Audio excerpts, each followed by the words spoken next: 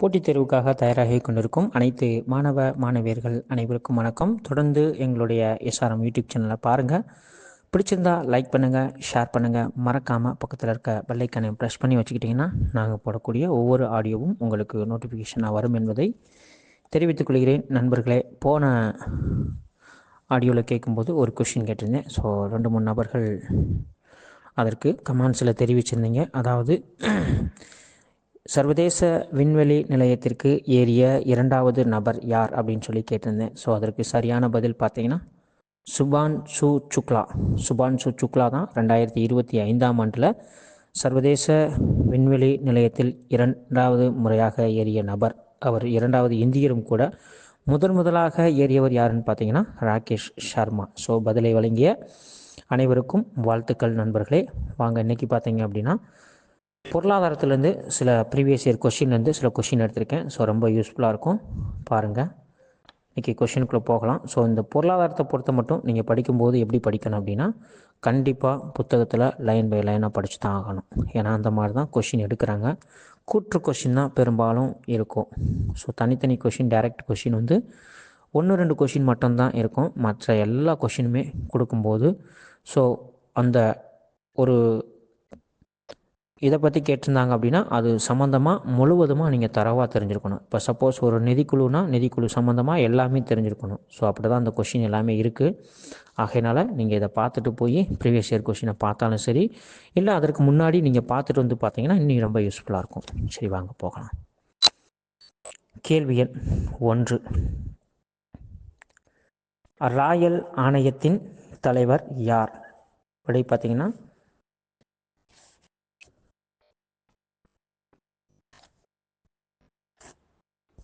Sheldon young.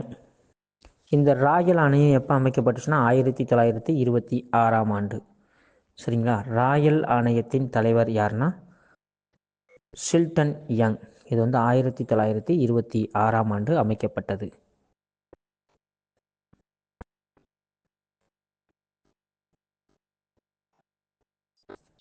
அடுத்த question பார்க்க போகிறோம். இந்தியாவின் நிதி தலைநகரம் எது? விடை பார்த்தீங்கன்னா மும்பை. அதாவது பணத்தை வெளியிடுவதற்கான ஒரு தலைநகரமாக இருக்கக்கூடியதான் இந்த மும்பை. நல்லா பாருங்கள். இந்தியாவின் நிதி தலைநகரம் எது? விடை பார்த்தீங்கன்னா மும்பை. Question number 3. மைய வங்கி என்று அழைக்கப்படக்கூடிய வங்கி எது? விடை பார்த்தீங்கன்னா ஆர்பிஐ வங்கி. ஸோ மைய வங்கி என்று அழைக்கப்படும் வங்கி எது? இது பார்த்தீங்கன்னா ஆர்பிஐ வங்கி. இந்த ஆர்பிஐ வங்கியினுடைய தலைநகரம் தற்போது எங்கே இருக்குதுன்னு பார்த்தீங்கன்னா மும்பையில் இருக்குது. சரிங்களா? ஸோ கவனமாக பார்த்துக்குங்க. அடுத்த வினா பார்க்கலாம்.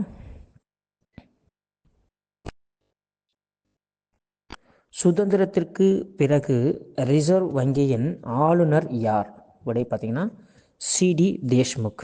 சுதந்திரத்திற்கு பிறகு ரிசர்வ் வங்கியின் ஆளுநராக இருந்தவர் யார்?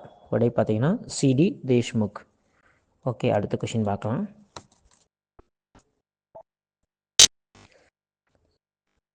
தற்போது ரிசர்வ் வங்கியின் கவர்னர் யார்?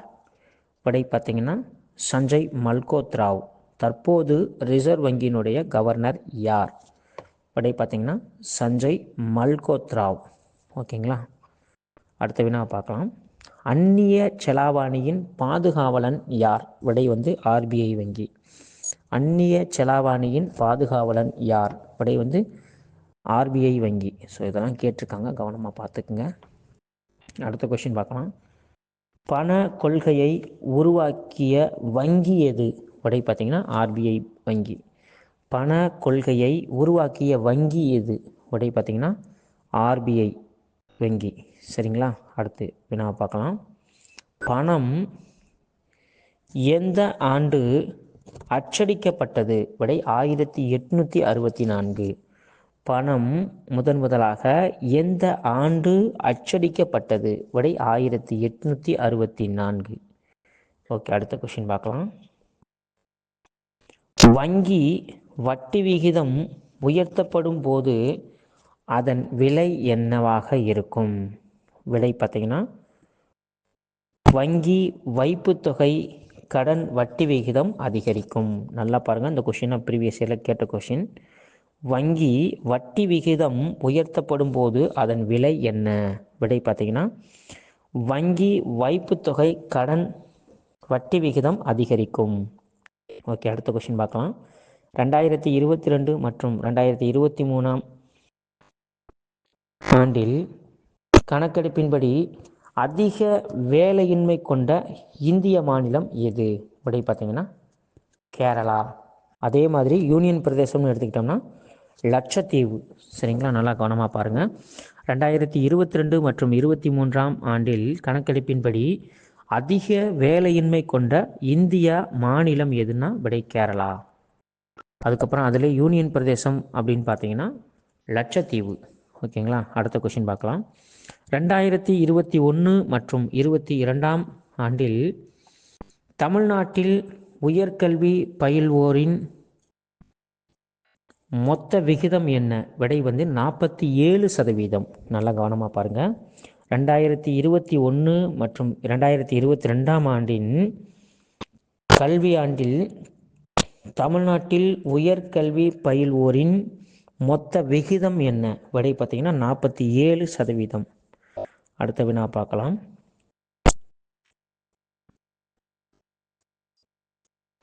ஜிஎஸ்டி தனிநபர் வருமானத்தில் தமிழ்நாடு எத்தனையாவது இடம் வகிக்கிறது? விடை 8ஆம் இடம். ஜிஎஸ்டி தனிநபர் வருமானத்தில் தமிழ்நாடு எத்தனையாவது இடம் வகிக்கிறது? விடை பார்த்தீங்கன்னா 8ஆவது இடம். ஓகே, அடுத்த கொஸ்டின் பார்க்கலாம். இந்தியாவில் உள்ள மாநிலத்தில் தமிழ்நாடு எத்தனையாவது பொருளாதார மாநிலமாக உருவெடுத்துள்ளது? விடை பார்த்தீங்கன்னா 2ஆவது இடம். அதாவது முதல் இடத்துல பார்த்தீங்கன்னா மகாராஷ்டிரா. ஸோ நல்லா கவனமாக பார்த்துங்க.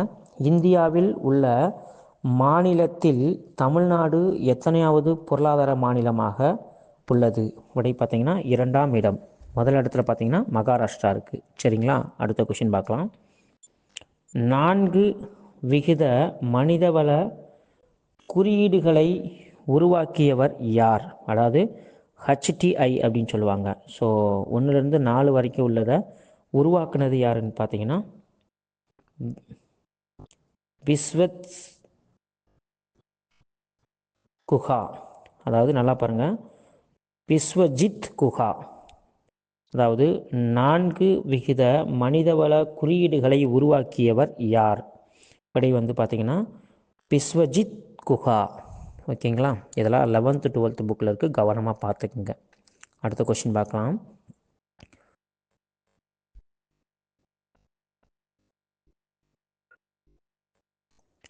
மாறும் ரொக்க இருப்பு விகிதம் என்று பணவியல் கொள்கை ஒரு கருவி என்று கூறியவர் யார்? விடை ஜேஎம் கின்சு. நல்லா பாருங்க, மாறும் ரொக்க இருப்பு விகிதம் என்று பணவியல் கொள்கையினை ஒரு கருவியாக கூறியவர் யார்? விடை பார்த்தீங்கன்னா ஜேஎம் கின்சு. அடுத்த வினாவை பார்க்கலாம். கீழ்கண்டவற்றுள் பண கொள்கையின் கருவி இல்லாதது எது? விடை பார்த்தீங்கன்னா கடனின் வட்டி விகிதம். ஸோ கீழ்கண்டவற்றுள் பண கொள்கையின் கருவி இல்லாதது எது? விடை பார்த்தீங்கன்னா கடனின் வட்டி விகிதம். அடுத்த கொஸ்டின் பார்க்கலாம்.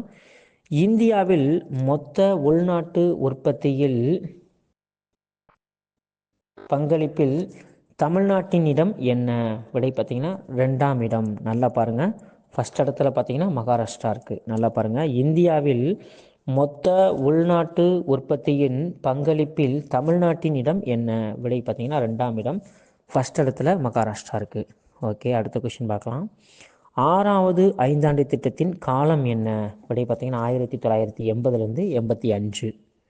6வது ஐந்தாண்டு திட்டத்தின் காலம் என்ன? விடை பார்த்தீங்கன்னா 1980லேருந்து 85. அடுத்த கொஸ்டின் பார்க்கலாம். 6வது ஐந்தாண்டு திட்டத்தின் நோக்கம் என்ன? விடை பார்த்தீங்கன்னா வறுமையை ஒழித்தல். நல்லா பார்க்கணும், 6வது ஐந்தாண்டு திட்டத்தின் முக்கிய நோக்கம் வறுமையை ஒழித்தல் மற்றும் முதலீடு திட்டத்தை சார்ந்தது. இந்த 6ஆம் ஐந்தாண்டு திட்டம் பார்த்தீங்கன்னா முதலீடு திட்டத்தை சார்ந்தது. இதனுடைய வளர்ச்சி இலக்கு பார்த்தீங்கன்னா 5.2%. ஆனால் 5.7% வளர்ச்சி எட்டியது. நல்லா கவனமாக பார்த்துக்கணும். ஸோ கூற்றில் கொடுத்து இதை கேட்டிருக்காங்க, அதனால் கவனமாக பார்த்துக்குங்க. இதனுடைய வளர்ச்சி விகிதம் பார்த்தீங்கன்னா 5.2%. இது எட்டின வளர்ச்சி பார்த்தீங்கன்னா 5.7% வளர்ச்சி எட்டியது. ஓகே, அடுத்த கொஸ்டின் பார்க்கலாம். ரூர்கேலா எஃகு நிறுவனம் அமைந்துள்ள இடம். விடை பார்த்தீங்கன்னா ஒரிஷா. ரூர்கேலா எஃகு நிறுவனம் அமைந்துள்ள மாநிலம் எது? விடை பார்த்தீங்கன்னா ஒரிஷா. இது எந்த நாட்டு உதவியில் இயங்குதுன்னு பார்த்தீங்கன்னா ஜெர்மனி நாட்டின் உதவியுடன் இயங்குகிறது. அடுத்த கொஸ்டின் பார்க்கலாம். தமிழ்நாட்டில் எஃகு நிறுவனம் அமைந்துள்ள இடம். விடை சேலம். தமிழ்நாட்டில் எஃகு நிறுவனம் அமைந்துள்ள இடம். விடை சேலம்.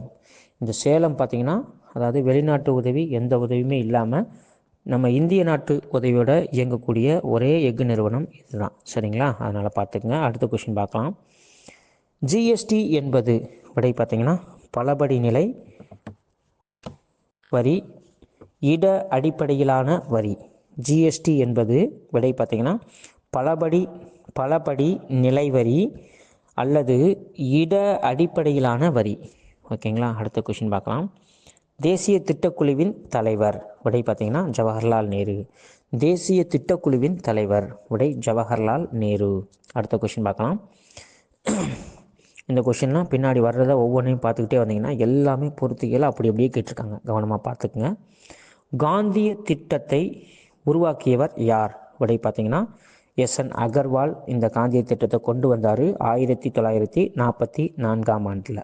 ஓகேங்களா? காந்திய திட்டத்தை உருவாக்கியவர் யார்? விடை எஸ்என் அகர்வால். 1944 உருவாக்கப்பட்டது. அடுத்த வினா பார்க்கலாம்.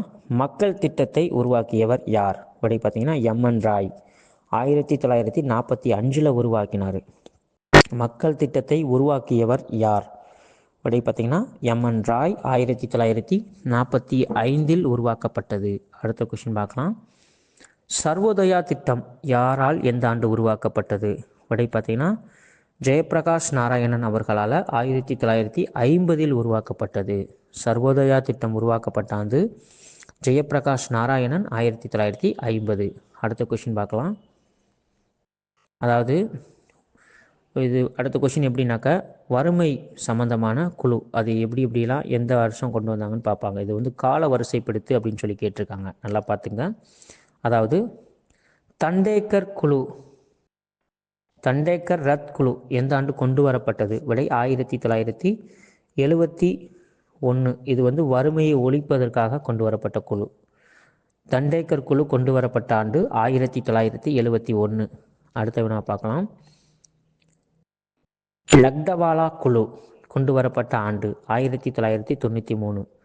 லக்டவாலா குழு கொண்டு வரப்பட்ட ஆண்டு 1993. அடுத்த வினா பார்க்கலாம். டெண்டுல்கர் குழு கொண்டு வரப்பட்ட ஆண்டு 2005. இது வந்து ரிப்போர்ட் எப்போ சப்மிட் பண்ணாங்கன்னா 2009. டெண்டுல்கர் குழு கொண்டு வரப்பட்ட ஆண்டு 2005. இதற்கான ரிப்போர்ட் எப்போ தயாரித்து வெளியிட்டாங்கன்னா 2009. அடுத்த குழு ரங்கநாதன் குழு உருவாக்கப்பட்ட ஆண்டு 2012. இது ரிப்போர்ட் வந்து சப்மிட் பண்ணது வந்து 2014 சமர்ப்பிக்கப்பட்டது. சரிங்களா? ரங்கராஜன் குழு 2012 கொண்டு வந்திருக்காங்க. இது ரிப்போர்ட் வந்து 2014 சப்மிட் பண்ணியிருக்காங்க. ஸோ இந்த குழுவை கொடுத்துட்டு இதை வந்து கால வரிசைப்படுத்தி எழுது அப்படின்னு சொல்லி கேட்டிருக்காங்க. ஸோ அதனால் கவனமாக ஆண்டு கண்டிப்பாக அந்த குழுவுடைய பேர் நீங்கள் கண்டிப்பாக தெரிஞ்சு வச்சுருக்கணும். சரிங்களா? ஓகே, அடுத்த கொஷின் பார்க்கலாம். அதாவது ஒரு பொறுத்துக வடிவில் கொடுத்துருக்காங்க. அதாவது நிதிக்குழு ஒவ்வொரு தலைவரும் இந்தந்த தலைவரை கொடுத்துட்டு இது வந்து எத்தனாவது தலைவர் அப்படின்னு சொல்லி பொறுத்துகளை கேட்டிருக்காங்க. இது கம்பல்சரி ஒரு கொஷின் எப்பயுமே வரும். அதனால் நீங்கள் தரவாக படிச்சுக்கணும். இல்லையா கால வரிசைப்படுத்து அப்படின்னு சொல்லி கேட்டுருவாங்க. ஸோ அதுக்காக பார்ப்போம். அதாவது 14வது நிதிக்குழுவின் தலைவர் விடை பார்த்திங்கன்னா ஒய்ஒய் ரெட்டி. 14வது நிதிக்குழுவின் தலைவர் ஒய்ஒய் ரெட்டி. 13வது நிதிக்குழுவின் தலைவர் விடை விஜய் கெல்கர். 13வது நிதிக்குழுவின் தலைவர் விடை பார்த்திங்கன்னா விஜய் கெல்கர். 10வது நிதிக்குழுவின் தலைவர் விடை வந்து பந்த். 10வது நிதிக்குழுவின் தலைவர் விடை பந்த். 12வது நிதிக்குழுவின் தலைவர் விடை ரங்கராஜன். 12வது நிதிக்குழுவின் தலைவர் விடை பார்த்திங்கன்னா ரங்கராஜன். ஸோ நன்றி நண்பர்களே. மறக்காமல் இந்த ஆடியோவை பார்த்துருப்பீங்க. பார்ப்பதோடு மட்டுமல்லாமல் நீங்கள் எக்கனாமிக்ஸை பொறுத்தளவு படிக்கும்போது கண்டிப்பாக ஒவ்வொரு பாடத்தையும் வரிவிடாமல் படிங்க. வரிவிடாமல் படிச்சிங்கன்னா தான் நம்மளால் அவங்க கேட்டிருக்கக்கூடிய ஒவ்வொரு கேள்விக்கும் சரியான பதிலையும் கொடுக்க முடியும் என்பதை நான் தெரிவித்துக் கொள்கிறேன். ஆகையினால் நண்பர்கள் ஆகிய நீங்கள் தொடர்ச்சியாக பாருங்கள். பார்த்துட்டு நீங்கள் ஸ்கூல் புக்கை கண்டிப்பாக போய் +1 +2 எக்கனாமிக்ஸ் புக்கை நீங்கள் கண்டிப்பாக படிக்கணும். சரிங்களா? ஓகே, நன்றி நண்பர்களே. இன்றைக்கான உங்களுக்கான ஒரு கேள்வி என்ன அப்படின்னா, தற்போது ரிசர்வ் வங்கியின் கவர்னராக இருக்கக்கூடிய சஞ்சய் மல்கோத்ரா என்பவர் ரிசர்வ் வங்கியின் எத்தனையாவது கவர்னராக தேர்வு செய்யப்பட்டார் என்ற வினாவிற்கு நீங்கள் தெரிஞ்சால் கமெண்ட்ஸ்லையும் பதில் சொல்லுங்கள். நல்லா பார்த்துக்குங்க. தற்போது ரிசர்வ் வங்கியின் கவர்னராக இருக்கக்கூடிய சஞ்சய் மல்கோத்ரா என்பவர் ரிசர்வ் வங்கியின் எத்தனையாவது கவர்னர் அப்படின்றத உங்களுடைய கமெண்ட்ஸில் தெரிவிங்க நண்பர்களே. தேங்க்யூ.